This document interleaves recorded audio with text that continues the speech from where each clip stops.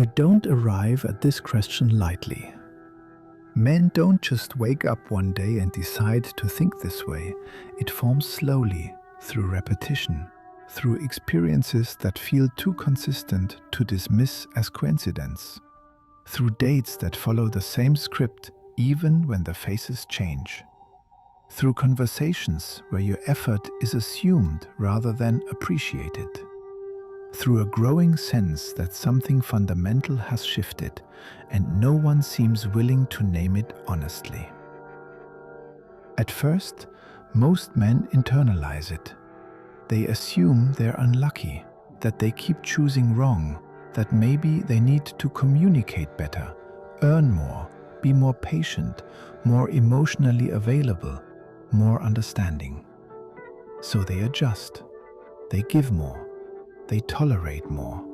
But instead of the situation improving, the imbalance intensifies. What once felt like generosity starts to feel like obligation. What once felt like attraction starts to feel like extraction. Eventually, a man notices a pattern, not in one woman, but across many.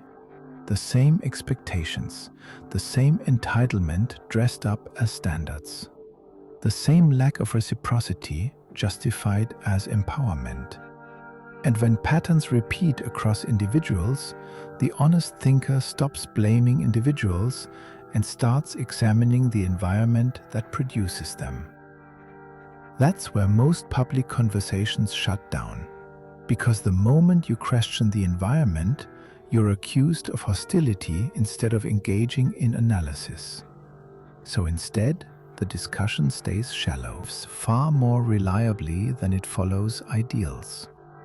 Modern dating operates inside an economic and cultural system that rewards self-centeredness, performative independence, and constant dissatisfaction. It penalizes humility, cooperation, and long-term thinking. And when you place human beings inside that system long enough, the traits that thrive are the ones that look rude and greedy from the outside, even when the people displaying them don't experience themselves that way. Start with something simple, something uncomfortable. Dating today isn't structured around mutual discovery. It's structured around consumption. Profiles are marketed, attention is monetized, time is treated as leverage. The language of connection has been replaced with the language of value extraction. Who invests more? Who chases? Who pays? Who proves themselves worthy of continued access? In that environment, courtesy is inefficient. Gratitude weakens negotiating power. Restraint reduces visibility. And greed, when framed as self-respect, becomes socially defensible. A woman who demands more than she gives isn't corrected by the culture. She's validated by it. She's told she knows her worth. She's told not to settle. She's told that any discomfort she causes is the fault of men who failed to meet her standards. None of this happens in isolation. From a young age, women are immersed in narratives that equate desirability with entitlement and attention with value. Social platforms amplify this relentlessly. The more provocative the behavior, the more attention it receives. The more attention it receives, the more it is framed as success. Over time, the lesson becomes internalized, not as greed, but as normal self-optimization. At the same time, men are conditioned in the opposite direction. They are taught that their value lies in provision, patience, and emotional labor.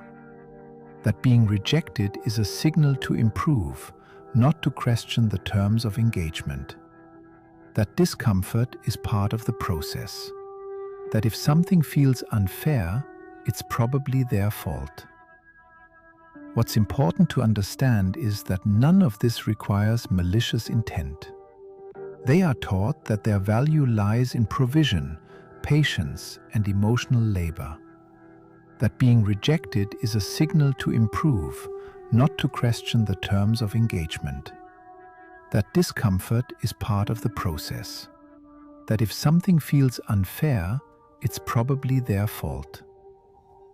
What's important to understand is that none of this requires malicious intent.